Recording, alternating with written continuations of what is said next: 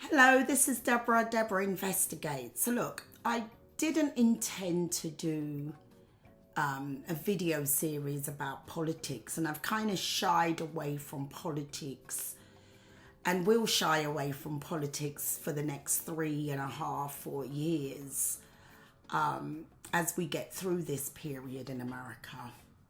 But I can't not comment on Friday's fiasco at the White House with President Trump. It's bizarre. It's embarrassing. So I sit in a unique place. I don't think a unique across all of America, but a unique place in that I'm European. As you can tell, I was born in England from my accent. But I've lived in America for all of my adult life. And I still maintain my British passport and also having a US passport. I have dual citizenship.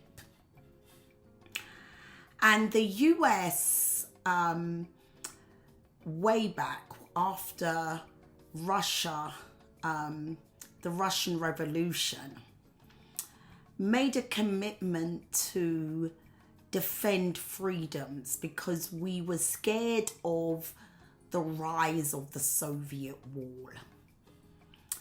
And so we protected all of the regions against communist rule. Hence, we've had the Cuban Missile Crisis. Hence, we have provided arms wherever there is a threat of a Russian takeover. And this is in the history of the United States. So Trump is feeding into people's pocketbooks being hurt. And is saying, why are we helping to defend the war in Ukraine? Let the Europeans do it. We have our own problems here. But it's so much bigger than his limited mind. Because we love capitalism. We had a Cold War with Russia forever. And they're the next big superpower. And we've got 3 superpowers in the world: the US, China, and Russia. And the 3 superpowers all have arms, and China, communist China and communist Russia is against the US. So there's safety in numbers. So to have Ukraine and all of those countries become part of the European Union and keep a democracy protects us against the other 2 big superpowers. His behavior on Friday reminds me of teenagers. You never said thank you. You never said thank you. And was just not becoming of a leader of the free world, which is how we have demonstrated ourselves to be. We're a leader in defending freedoms, democracy. When we say we're defender of freedoms, we're talking about democracies. We're talking about capitalism, the right of free enterprise. And we lead that across the world. As opposed to having a capitalist structured society, we believe in democracy because we don't want that spreading across the world. So when Russia is invading Ukraine, it concerns us because of the big implications here, dumbass. Come on, Trump. I remembered when I saw Dave Chappelle on the Saturday Night Live, the Saturday before his inauguration. And he said, I mean this. I want you to do well. We all depend on you. We depend on you. We depend on you. The price of eggs are still going up. And your assault on, I'm going to change the subject to the next subject that's bothering me. Your assault on the federal workers is an assault on the economy. Because we've got the federal workers, the federal contractors, and their families who are all depending on you, on that federal income. Then the stores that they're shopping, and the lawyers that they go to, and the dentists that they go to, and the nail shops that they go to. They represent a really huge number in the workforce. So now, let me tell you, I worked in the federal government. I think I lasted 4 months. I couldn't stand it. And I know there is a problem because they can't be fired. Their unions are big. And so I get the idea of, no, you can't, nobody should be that secure in their job. You have to perform. So let's put some practices and policies in place and maybe reduce the influence of their union and do whatever we need to do there, right? We do need to do something. But as I sit here today, I'm sitting in Maryland.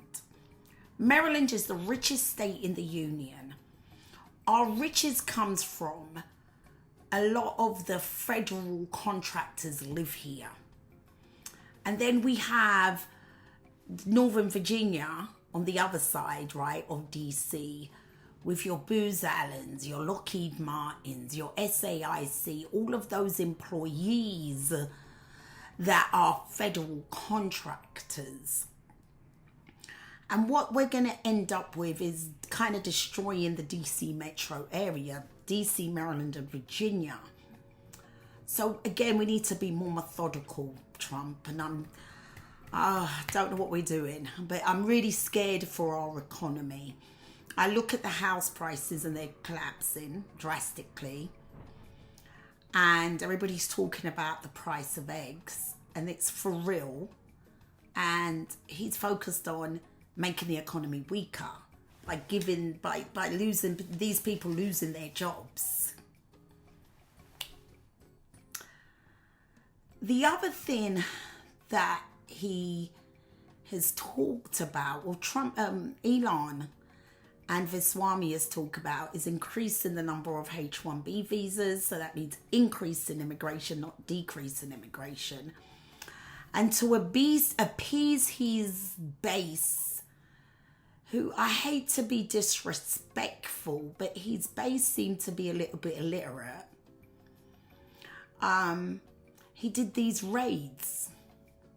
But we haven't heard of mass deportation. We did the raids, but we're going to have to release them. You do realise that, right? That the majority of the people that they collected in the raids just get raided, go into immigration detention facilities, but then they get released. Why? Well, we can't just put them on a plane and ship them out. Let's be a little bit stereotypical here. Puerto Rico is a territory of the US.